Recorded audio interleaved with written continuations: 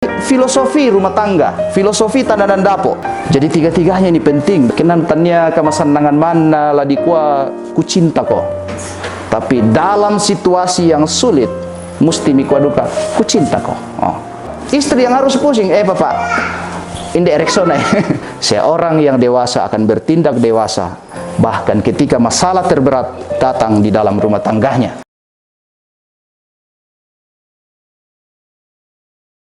Lalikan sebagai filosofi untuk menggambarkan rumah tangga. Matumba itu sederhana ri. Kau to temo baik generasi temo tak mau tanda itu sebab kompor mau dipakai toh. Ya tu kompor kan tak mau dipakai lalikan basi mau dipakai pira. Tapi ya tanda dulu aku sangat pira-pira pada matu ende teh. Tu lambi itu di sana dapat dulu le. Ya ke mana misa tu batu bisa raka dipatopo ikurin. Tak itu? Ya ke dua bisa raka.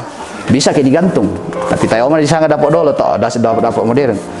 Talupi paling kurang atau talupi itu lalikan nah namanya bisa dipatopo ikurin namanya tamane bisa maknasu tamane bisa kumande itu pun mui talu mutu lalikan nah kita enak dijagai saya asu waktu manu karoi timur lubang sih atau itu dalam sekali makna dari talu batu lalikan itu.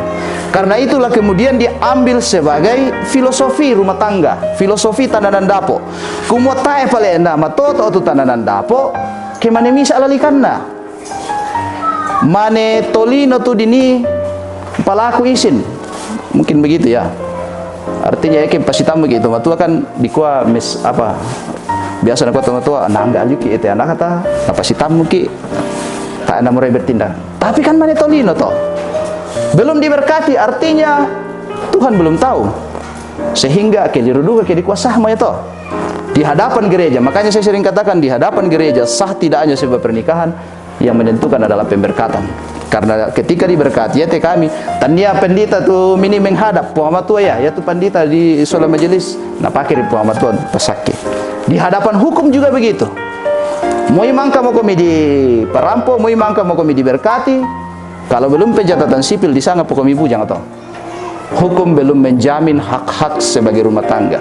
Jadi tiga-tiganya ini penting dan saya perlu sekali membekali rumah tangga dengan firman Tuhan. Dan pada kesempatan ini juga kenapa kemudian saya memilih Efesus pasal 5 ini karena menarik sekali ini sudah sangat sederhana apa yang menjadi kewajiban seorang suami, apa yang menjadi kewajiban seorang istri jelas liu mulanto.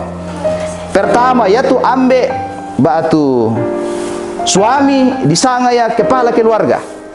Apa rapat Tuhan dan dikuat kepala keluarga?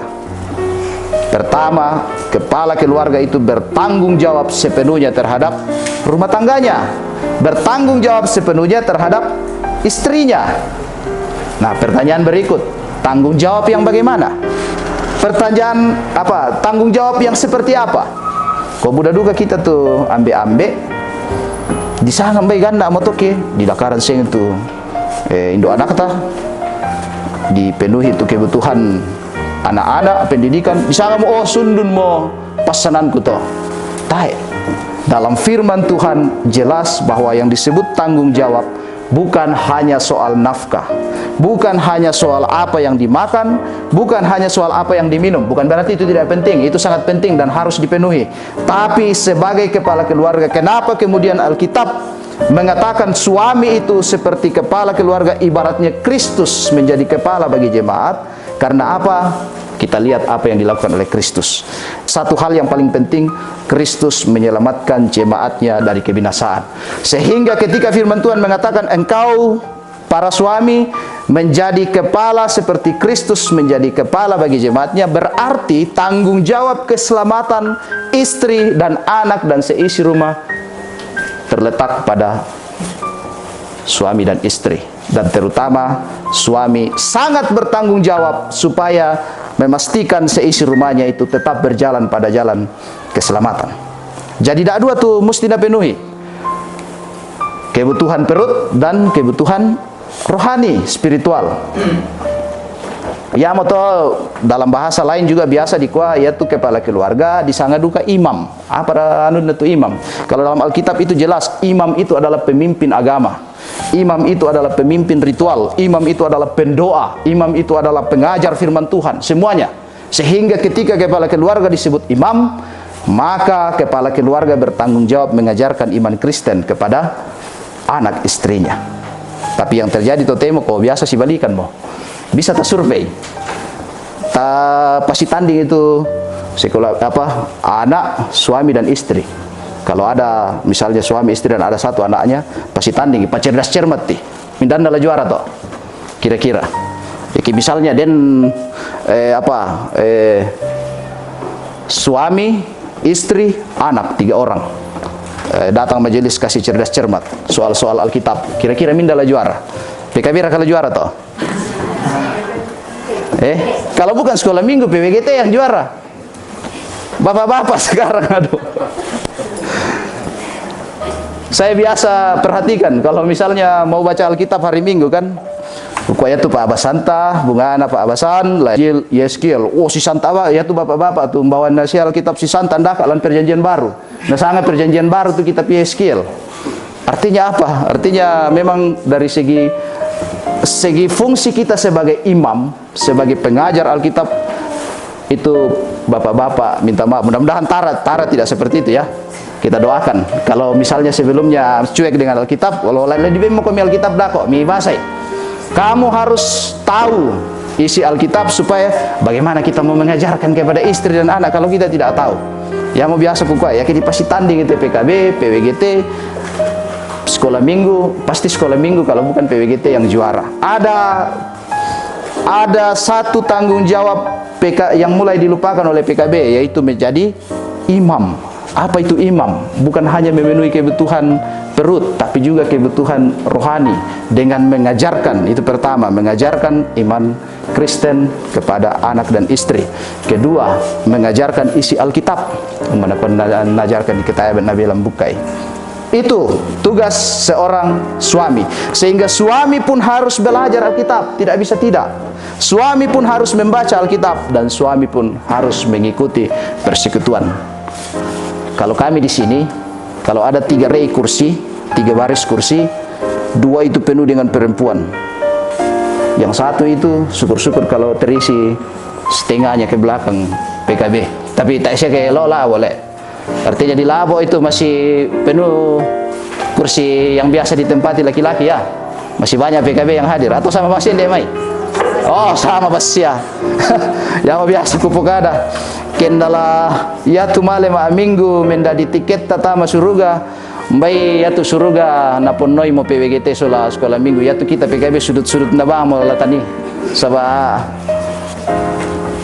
itu menjadi makanya saya katakan tadi kitab Efesus ini sederhana sekali bagi kita yang mau memahami apa tugas seorang suami. Yang kedua, suami adalah kepala istri seperti Kristus adalah kepala jemaatnya. Saya kira sudah jelas, Kristus sampai mati harus mengorbankan dirinya untuk menyelamatkan jemaat. Si pajio mo komikale, sehingga seorang suami hidup matinya, rumah tangganya adalah tanggung jawabnya. Makanya nanti ada sumpah ya, basse. Dan tu basse tananan dapolan kasaranian di kuah tidak hanya dalam untung, tetapi juga dalam malang. Memberi kuam bahasa Torah itu. Kenantannya kemasanangan mana lah di kuah ku cinta ko. Tapi dalam situasi yang sulit, mesti mikwa duka ku cinta ko. Jangan hanya mengatakan cinta, jangan hanya mengatakan sesuatu yang ketika kita dalam untung. Itu sumpah di dalam pernikahan itu. Saya juga heran kalau orang terlalu cepat untuk mengatakan berpisah.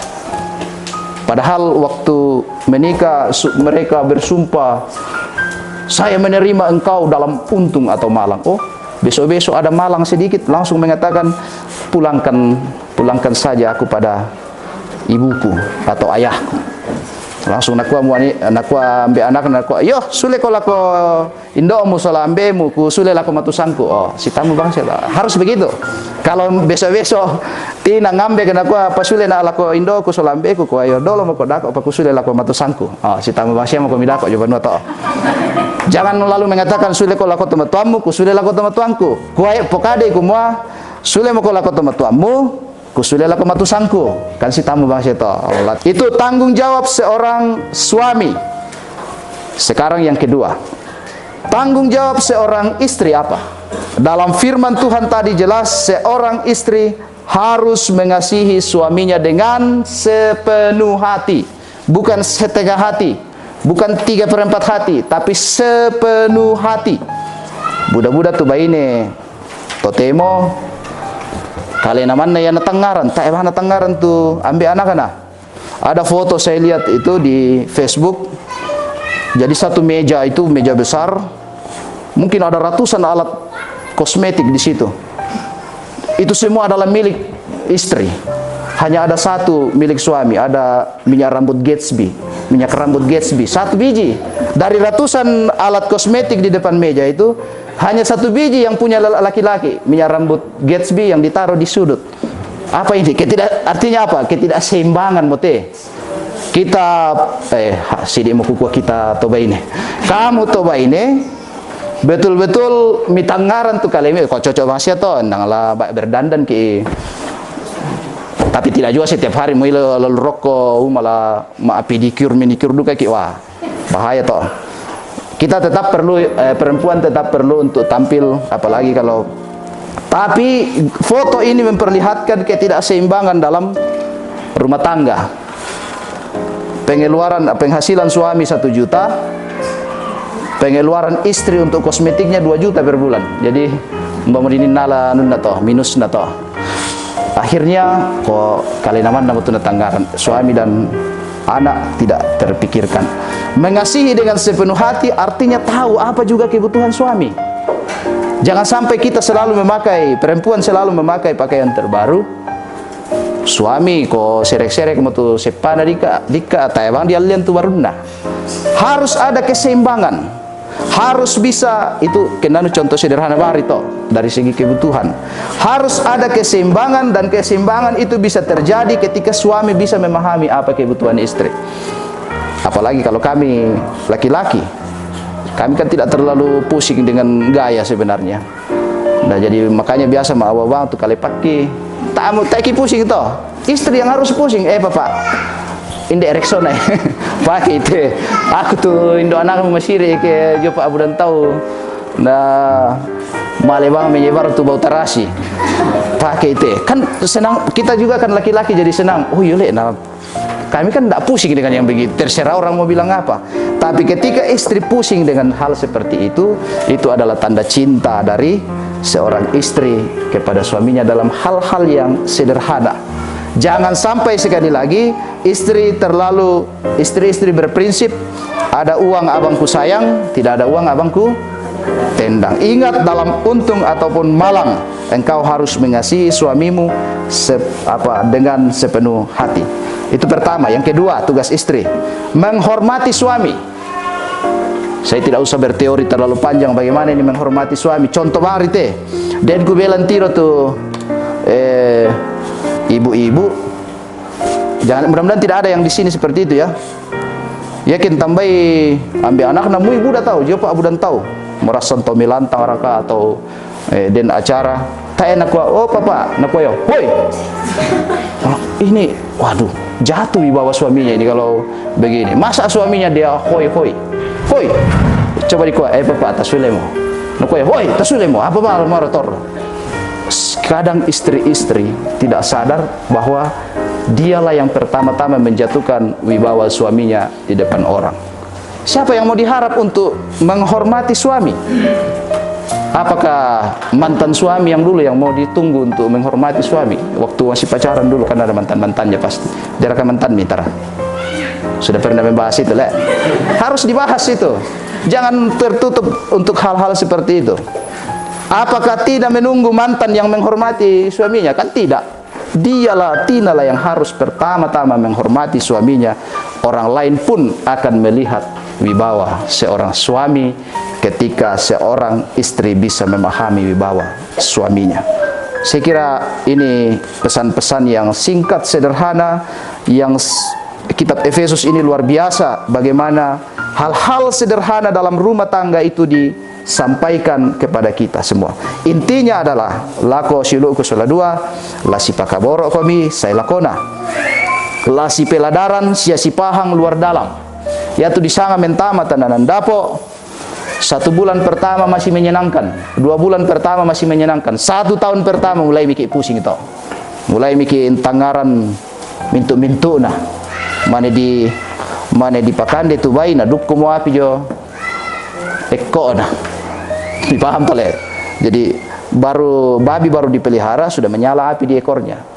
Artinya apalagi kita orang Toraja, kebutuhan itu begitu banyak, kita mulai membangun, dan disitulah lasi peladaran ki inde itu latani si paham dalam untung atau malang dibangun komunikasi yang baik di tengah-tengah rumah tangga. Dan kita ketika sudah masuk rumah tangga tanya miki ipi-apian, disanga miki itu dewasa toh, disanga miki PKB, disanga miki PWGT. Seorang yang dewasa akan bertindak dewasa, bahkan ketika masalah terberat datang di dalam rumah tangganya. Seorang yang dewasa akan mampu melihat dan menjalani itu semua dengan tidak kehilangan iman. Terpujilah nama Tuhan. Haleluya. Amin.